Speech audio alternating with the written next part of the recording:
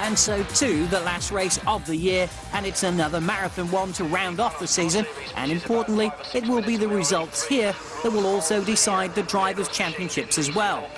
No surprise in the GT class that it was the Alex Job team that was on top of the qualifying scoreboard, but this time it was Jörg Bergmeister in the 22 car that set his first ever pole ahead of his teammates who were pretty close behind. The 3 Corvette was again having one of those qualifying sessions where they were just not getting the best out of the car in the GTS class battle.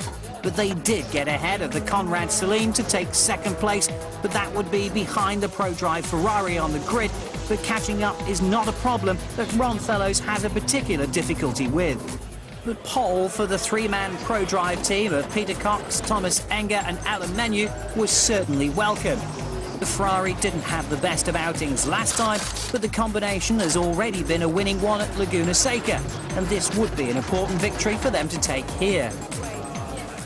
The Dyson Racing's team, Lola MG, has been quick since it first appeared part-way through the championship year, and not only did it set the 675 class pole, it was the 3rd quickest overall car, a mighty achievement. The Dyson did cause a surprise, but the pace of the Joest Audis didn't cause too many eyelids to flutter. The biggest team in the paddock had everything under control the moment it arrived in the paddock. And again, for the number 2 Audi of Christensen and Capello, the championship is the vital element here. The championship is also within reach of the number 1 Audi as well, and they dominated all through practice, and then in qualifying to set the class and overall pole, and to gain 1 extra point for Frank Biela.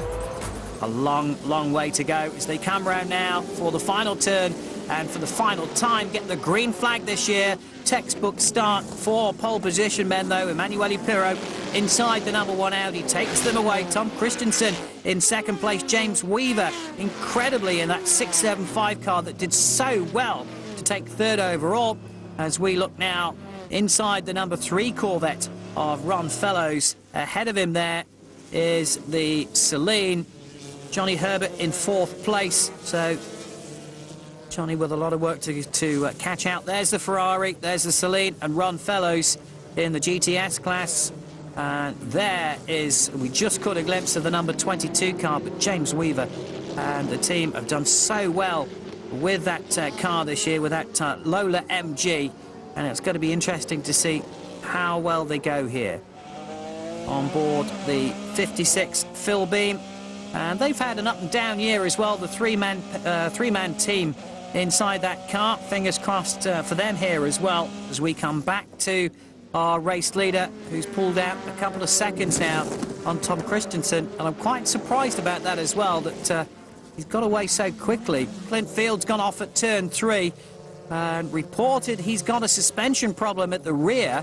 And here's a replay then of Clint Field, and front wheel off the ground there and gets into a spin, but the problem had already started before that spin. And James Weaver looking very strong at Tom Christensen. He's inside and he's got him as well. And Christensen loses 3rd place. Down to 3rd, up to 2nd goes James Weaver. And there is the number 36 car. Mark Goossens inside that car, the Riley and Scott, that caused a stir at Miami. And Christensen looking for a way past Weaver. And Goossens is very close as well. And Goossens has gone through. And Christensen has lost 2 places in less than a lap. Fights back, tries to get on the inside, but can't get through in time.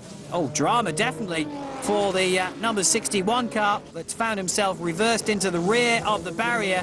And that was caused by one of the prototypes, I think, that unsighted him as he went past and spun and clouted the barrier with the front end, and a lot of damage to that car. Well, here's Jan Magnussen in 3rd place, thanks to pit stops ahead of him in the field during the caution. And he's got Mark Goossens very close behind him as they go underneath the bridge. There's a GT car there. Magnussen looking for a way past, and he's got stuck behind him. Mark Goossens is going to go through and take the place, so goes through to take 3rd place. And, well, yeah, Magnussen will be distraught about that. Here's a replay of a collision between the number 55 Viper and Mark Bunting in the Dodge Viper. Pierre in the Bucknam, Philby, Nissen, the second of the cars. And a lot of damage there, so we're going to be under caution again whilst they clear the debris away from those two cars. And preparations in the Audi pit then, imminent pit stops. Dindo Capello and Frank Biela preparing for pit stop. As we get a shot there of Emanuele Pirro. He gets out, Frank Biela runs round, the fuel's going in. No personnel other than the refuelers and the drivers can touch the car at this time. And it's a driver change there, as we expected as well. Dindo Capello getting in. And there is the number 16 car. James Weaver is staying in. Fuel going in. Tyres are ready. And going very slowly indeed is the number 24 car. Stefan Dowdy in the Auto Exec Mazda in the 675s. He's got suspension damage, we're told. And there is the 22 car that's got a puncture. Leader in the GT class, or was, but Timo Bernhardt is on the pit road now, heading for the pits, and lost an awful lot of time. And Dindo Capello, hopefully now, will be in a better position to try and make some ground. He's very close behind the number 16 car. In fact, that's the number 36 car that he's behind. Mark Goosen still in that car, and he's passed cleanly, and also must have got past James Weaver then. And now he's got one of the Intersport cars to get past. That's the number 37 car that's holding him up slightly. The Cadillacs are moving up as well.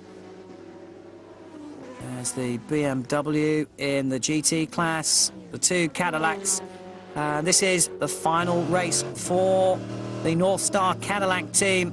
The end of their prototype racing. We're on board inside the Corvette, though, looking at the olive green Ferrari, the number 0 car in the GTS class. On board with Johnny O'Connell, who's taken over from Ron Fellows and goes through to pass the Ferrari. And the Ferrari that I think we mentioned last time has just got so much better throughout the season. So up one place goes Johnny O'Connell. And it also means Ron Fellows has just picked up a championship point for completing the mandatory 25 laps. I'm afraid we're just slipping and sliding at the moment, but I'm happy we got the driver's championship. That's pretty neat. It's pretty neat. Frank Biela is on his way, believe it or not, to the pits for a stop-and-go penalty. He's had contact with the number 25 car back at turn 4. That just goes through on the inside of the Conrad 25 Celine, and that is what he was penalised for. It was judged to be his mistake, and unfairly too. And there is the number 33 ProDrive Ferrari 550 that is leading the GTS class. Thomas Enger on board of that. Peter Cox, and also touring car specialist Alan Menu in the team here this weekend. And in the pits, David Brabham is changing over to Jan Magnussen. And this is the reason that caused the pit stop. You can see a puncture to the reel of the paint nozzle. Oh, and in gravel is Tony Seiler in the Conrad Celine, number 26. So he's had a drama. Here's a replay of the number 1 car and also number 16 very close together. And, fire out the back of the 16 car, and then gets hit by the number 1 car as well. And that 16 car is well and truly alight. And that is a horrible moment for Andy Wallace, who's inside that car now and jumps briskly out of the car. Here's a replay then. And the Audi gets hit disastrously from that. And that was a very nasty moment indeed for both drivers. And the Audi, badly damaged, has made it back to the pits. And Emanuele Pirro will certainly be a little bit shocked by that. The MG of Andy Wallace, I was following him out of the corner in full acceleration. His engine blew up and seized, so the car basically locked. And I just couldn't avoid him, you know. I hit him, and it was even a bit frightening because it was so quick. Something like 3.5 hours completed now. Dindo Capello in the number 2 Audi North Sport America car that leads here at Road Atlanta, the final race of the championship series.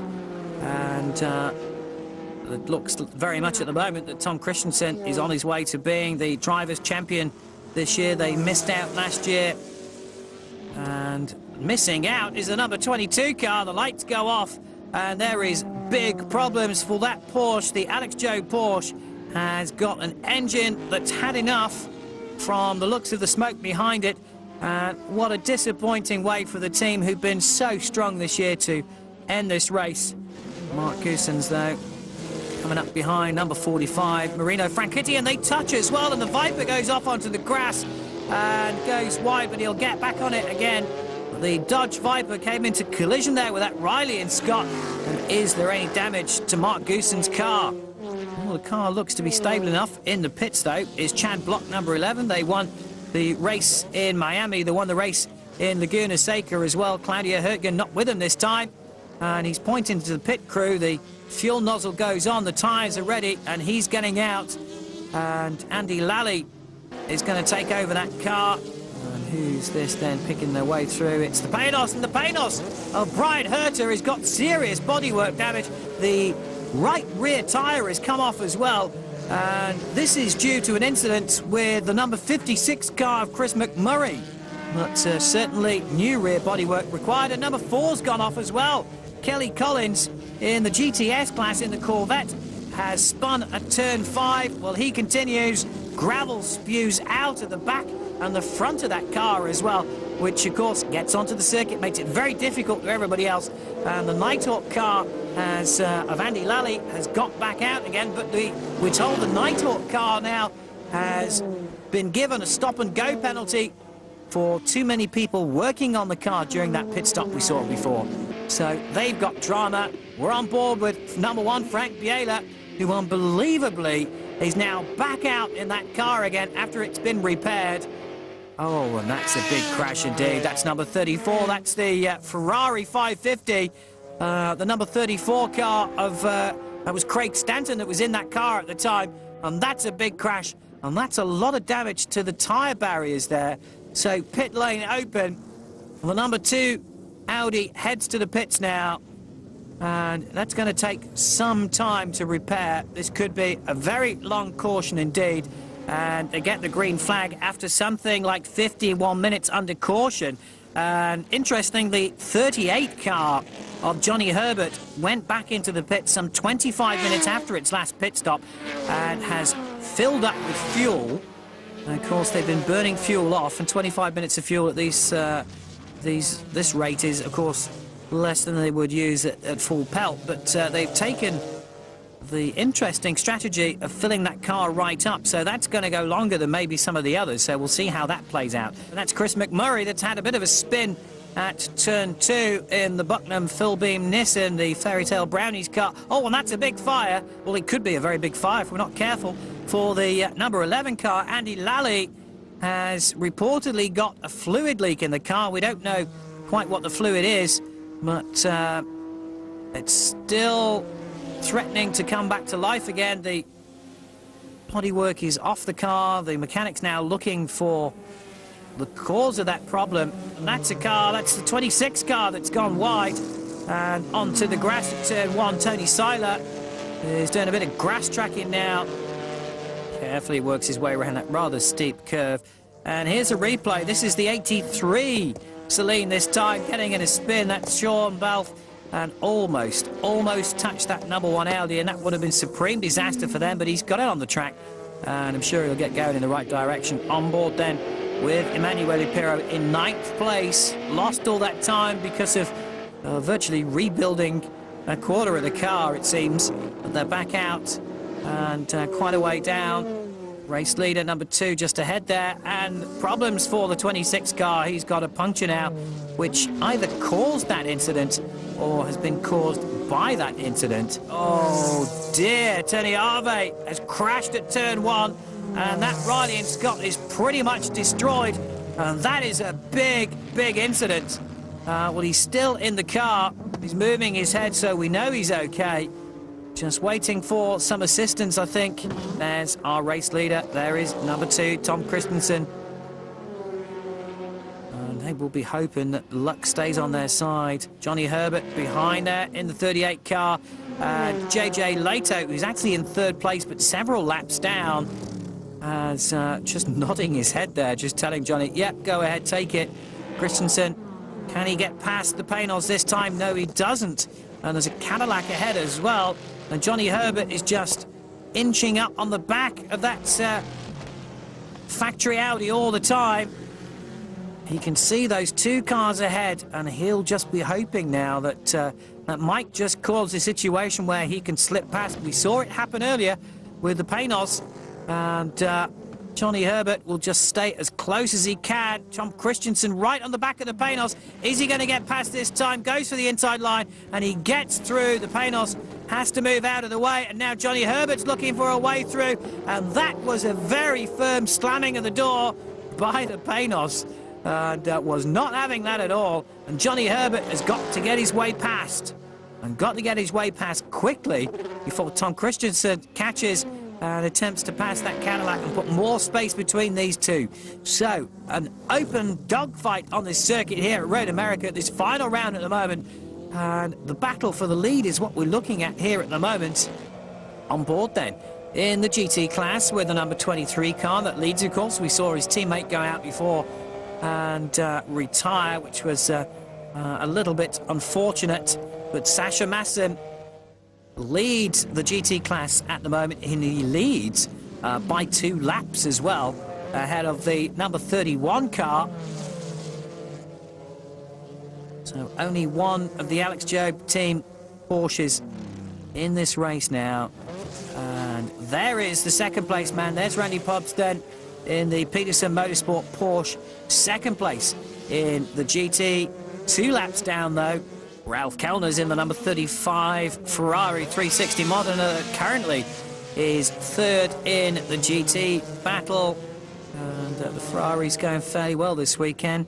The mechanics are doing their keep fit in the pit lane for the Audi team. And there is Johnny Herbert in the number 38 car. Christensen in.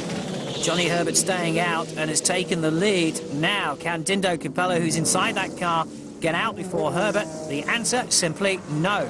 So, Johnny Herbert ahead in the 900 class, and, of course, overall in the race as well. And, of course, Johnny Herbert, we suspected had more fuel on board because of that earlier pit stop. During the very, very long caution. Almost an hour was spent under that caution whilst they rebuilt the damaged tyres, and he goes past the number 83 Celine, 2 Celines together there. The moon is out, and here's a crash. This is at turn 6, and that's one of the Vipers, I think.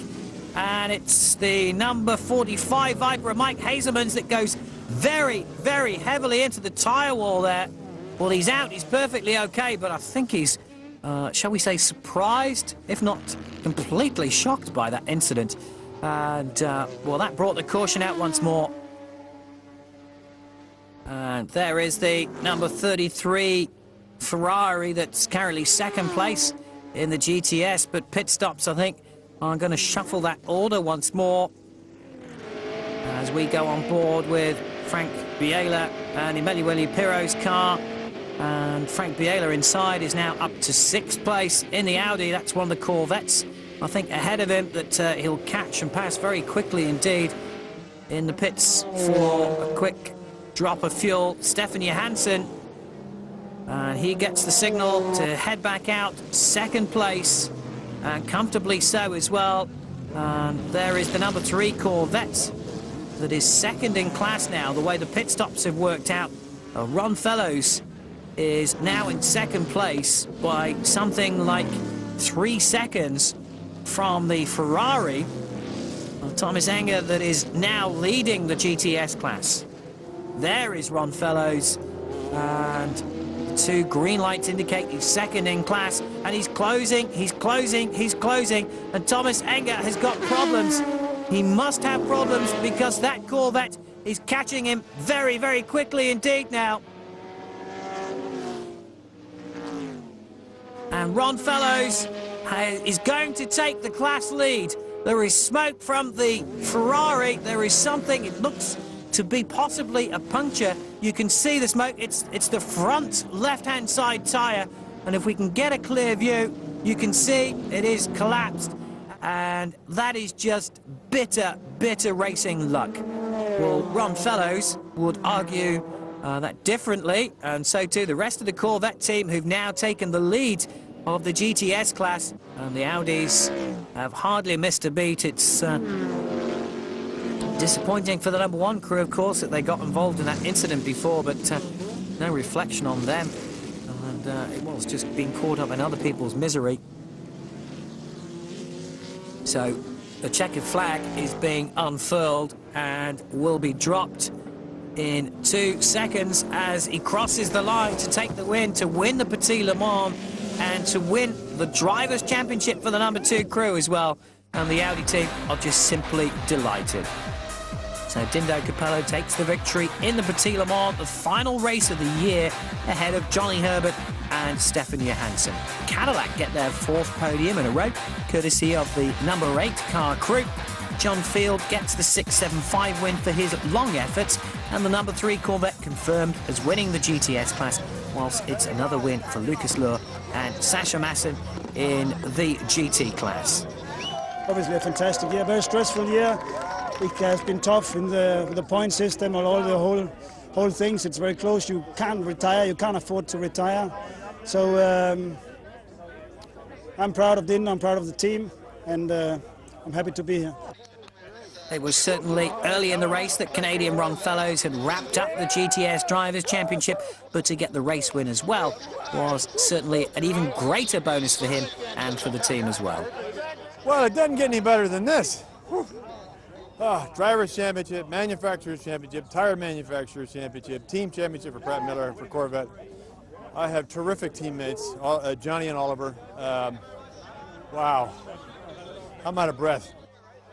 Sascha Masson and Lucas Luhr celebrate their win in the GTA class that they have dominated so impressively this year, with the only challenge coming from their teammates.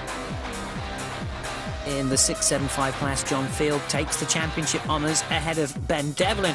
Both drivers have had mixed fortunes this season, and this is how the championship finished off after 10 hard rounds and thousands of miles covered on both the circuits and the roads in between them as well.